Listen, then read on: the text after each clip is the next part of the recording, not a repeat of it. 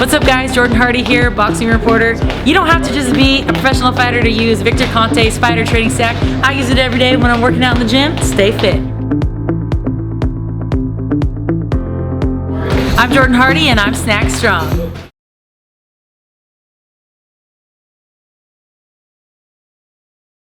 How you doing, champ? Looking sharp? Oh yes, thank you. Are you, so the talk, all the talk of the face-off, all that, what can you tell us? What were you guys talking about up there?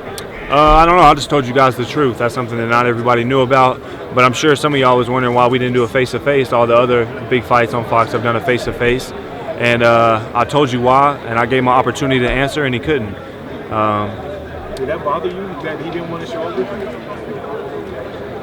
I knew why, so not really. But he could have made up an answer. He could have said, well, I thought it was more important to train, or this is my first world title fight, so I just want to make sure I'm extra ready. But he didn't say that because he knows that's not the truth. He knows why he didn't show up to that face-to-face. He just proved it. I gave him the opportunity to answer. He didn't want to answer. What's the truth? Why do you think? He don't want to sit in that room with me because he knows I'll eat him alive. The same, the words don't bother me. Then why didn't you show up? Because you know what? All those questions that we have to sit down and answer, not all those are easy questions. When I sat down with Jose, the boogeyman, I had some tough questions that I had to answer. You know, I didn't have enough experience. I never fought anyone of his caliber. He's fought tough fights. You got to come up with answers, and some of them aren't easy. So he didn't want to have to answer those tough questions. What did you guys talk about when you actually faced off in front of the cameras and everything? You guys kind of started jaw-jacking at each other and stuff like that. What was that about? He thinks he's going to do one thing. I think I'm going to do something else. So agree to disagree, I guess. Who's your stylist, man? Who helped you with that, dude? Was that wifey? No. Who helped you with that? This is from Stitch. Shout out to Stitch here in Vegas. Okay. Got some of the best suits as you see, but I'm the one who picked it out, put it together. So yeah, shout out to Stitch, man. Best suits around, as you can see. They keep you laced. They keep me dapper. You feeling good? You got your reservation for Maggiano's already set? Actually, they bringing it to us. They're bringing it to you. They bringing it to me, yeah. So life is getting better, huh? Yeah. Man, champ life. Yeah. So but yeah, I'm feeling good. I think a lot of times when y'all see fighters cutting weight really hard, their voice gets really soft and their eyes look sunk in and their energy seems a little weak. I'm pretty sure y'all can tell that my spirits is good, my energy is good. I'm ready to roll. So I talked to Wade yesterday about your training. You guys doing the footwork and adding speed and strength to your training camp this year, or this fight. Why was that important to you? Why did you want to do that? More so just strength. You know, I've always been a fast fighter. I've always been really explosive, but that doesn't mean you're content with where you're at. So you always want to add to that and strive to get better. You know, I'm constantly in the gym, sharpening my tools, working on my craft, and we've been doing the same, you know, strength and conditioning wise, but nothing substitutes being in the boxing gym, working on your craft. Andre Ward said that recently with the Andy Ruiz fight. Nothing substitutes working on your craft, and I've been working on the same craft my whole life. So. You mentioned Andy Ruiz, just real quickly, what were your thoughts when Andy Ruiz won the heavyweight championship? I was happy for him, but I wasn't super surprised. I know Andy, I know what he's capable of. Some people who don't know him, they look at his body frame and they underestimate him. But Andy's a bad boy, man. He can box and he can fight. And I'm just glad he got to properly introduce himself to the world. So, what about the rematch? How would that play out? It could be the same. So, like I said, great thing about boxing, we're going to get to find out. We lost someone really great in boxing last week, Pernell Whitaker. Can you give us your thoughts? Man, first I just want to say rest in peace to Pernell Whitaker. Very underestimated fighter. His defense is something that stuck out to the world, but he was a killer at the same time. The way he put his offense together, his punching power, man, a real killer. And I had the opportunity and the blessing to meet him at the Nevada Boxing Hall of Fame. And some of y'all may think I'm not telling the truth, but I got to show him some of my highlights. And he could have just been talking me up, but he said, man, you one of the closest I done seen to me. And I'm sure he's just blowing smoke up my ass, but it made me feel really good. It made me feel really good. You know, I showed him some of my defensive stuff, and man, it made me feel so. That I'm glad I had to have that. Got to have that special moment with him. Boxing, we took a tough punch right there. We took a hit. You are fighting your first defense title here in Vegas on the undercard of a mega card. Manny Pacquiao versus Keith Thurman. Can you talk about your thoughts on that fight and your prediction?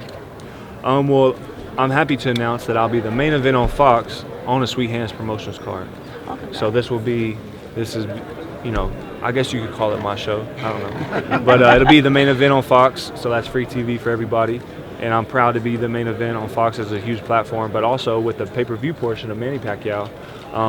That's a tough one, and I've said in a couple of other interviews, I think it's hard to write Keith Thurman off after one not-so-good performance against Josecito Lopez after everything he's done in the division.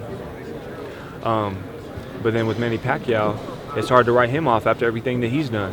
And so for me, my prediction is if Thurman's pulling out with his hands down against somebody like Manny Pacquiao, who's so explosive and fast and keeps stepping back up, it could be an early night or a short night. I mean, a early night or a long night for Keith Thurman. But if Pacquiao gets old overnight, which tends to be how it happens as fighters get old overnight, you know, it could be a difficult fight for Pacquiao. Caleb, super middleweight's super hot right now. Obviously, you've thought about unification. It's July. We got a good amount of the year left. Do you think we could get a unification fight with yourself and one of the other champions if you get a victory on Saturday? Absolutely. There's never been an undisputed super middleweight champion in the world ever. That's a fact. And I want to be the first undisputed super middleweight champion in the world.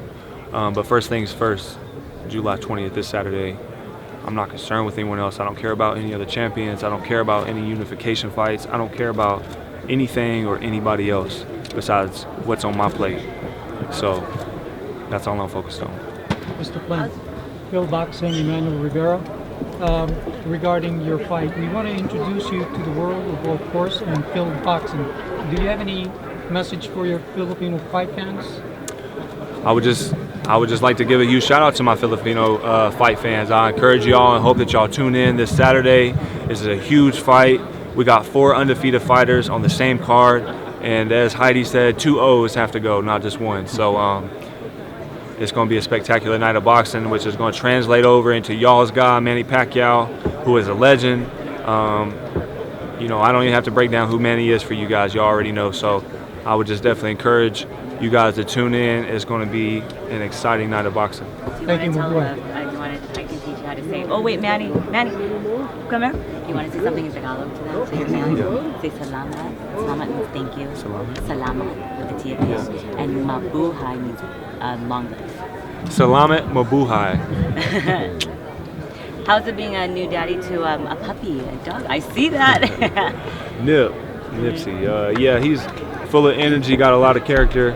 He's been fun having around, giving me and Jordan a lot of laughs, and you know, in between training, just keeping us a little bit busy, you know. But he's been fun. So. How does the fight finish for you, Caleb, in your mind when you thought about the finish and all that? With my hand raised and that red belt around my waist, with the announcer saying "and still." Earlier you talked about being at the foot of the mountain, that achieving a championship wasn't the mountaintop. What do you envision the mountaintop being for your crew? What does that look like? Being the first undisputed super middleweight champion in the world. Having you know, a couple kids who are healthy and living a long, healthy life, just riding off into the sunset with my woman and my family and my kids, with my pockets full and feeling good inside. What bothers you most about your opponent? Because you guys seem to really get under each other's skin a bit. What is most that he's in my way. So is it nothing more than that? I don't like anybody I'm fighting, and it's not because I'm some punk or some mean guy. I've worked my whole life for this. I don't have a plan B, and he's trying to ruin everything I worked for 17 years straight, no breaks, with all the ups and downs. That's personal. It's not just a sport to me. It's not just a business to me. This is my whole life, so it's part of my personal life as well. This is my whole life. Caleb, is it hard, because you're obviously with PBC, you guys do a lot of events with a bunch of fighters together, have a lot of super middleweights. Is it hard to kind of not be friendly with kind of people in and around your weight class, or do you try to stay away from them to not be friendly? So that if you're in my weight class, then I don't want to be buddies. If you're not in my weight class, then we can be buddies. But if we buddies and you move them into my weight class, then we're not buddies no more. So that's just how it goes. Caleb, you're always so focused and super intense. Do you get moments where you can just kind of sit down and relax and maybe just let instincts take over? Every once in a while. That's the Sometimes, first trial we've seen a little bit. yeah. You know, I know I'm not for everybody. I know not everyone likes me. I know they don't like some people don't like my demeanor, and some people don't like Mike's demeanor. Some people don't like my attitude. Some people don't like Mike's attitude. This is just who I am, and I just try to give you guys. I don't try to give you guys. I just give you guys who I am. This is who I am. You guys have seen me enough and been around me enough that if this wasn't me, I'm pretty sure y'all would say something or get a hint. But I don't do what I do, and I'm not who I am for people who won't like it. I am who I am, and I do what I do for people who will like it, for people who relate to it, for my friends, for my family, for my loved ones. And so I understand that throughout my career, not everybody's going to want to take my side or like how I do things, and I've come to accept that a long time ago. So I have so much in mind that I want to reach and obtain. It's a rarity that sometimes I just kind of let loose and relax, but it's a lot easier after the fight. You know, after I've completed the mission, after I've done what I've set out to do, and there's some downtime, that's when I get to kind of just sit back with Jordan. Everybody knows Jordan. And kind of just relax and put my feet up and say mission accomplished, and but then very quickly I say, okay, what's next? So talk about this focus. You've been extremely focused always, at least since I've been around you since December, January. Yeah. That can lead to burnout if you just extremely focus and zero in on this all the time and don't do anything else. Don't play with the dog, ride the bike, go to the gym, or just freely. What's preventing burnout for you, sir? I love it. You like women? You ever got tired of them? You put this a better way a month or so ago. You put it a better way. Yeah, we ain't gonna talk about that right now. I like that though. Yeah, like that. you like women? I do, yes. And I'm not. And you're not ever gonna get tired of them. I don't get tired of them. That's a good reason. Good Okay. I love boxing. I'm passionate. It makes me happy. Why would I get tired of it? It's a thing that brought me from nothing to something. Why would I get tired of it? So I truly love this with all my heart. Like, man, I'll literally sit up here and get choked up. I love boxing with all my heart. I ain't gonna get tired of this. Where did that start? When it clicked? When did that? At 9 years old. 9 years old, I didn't want to do nothing else but fight. So, I don't know. Boxing chose me. I chose it. As a defending champion, there's so much to be made with cross promotion and people doing broadcasts and so many other responsibilities within the sport. Do you like your role as kind of sitting back and going out and fight, or do you envision yourself that guy on the camera out here shaking hands and kissing babies? Do you ever envision that as necessary to keep your career moving forward, or do you even? I mean, I feel like I'm in the public eye quite a bit. Maybe some of you guys have seen me commentate at fights before, behind the camera and with the microphone in my face. And that's something I enjoy and I feel like I'm decent at. It's something I would like to do more of. But I'm not going to forget what got me here, and that's not commentating. It's fighting. So that's first and foremost.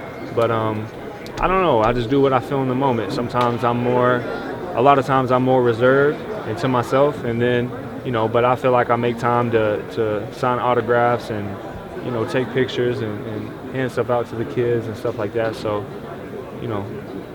it's a balance. I'm late to the party. Super late, Fred. Damn. I thought I was 15 done. minutes in. I don't know if I brought the girl or the women to make it up. So we made up for it, right? All right. What did you see in his eyes? He's a liar. He's a liar. And people who lie are people who are scared. Anybody ever lied to their parents?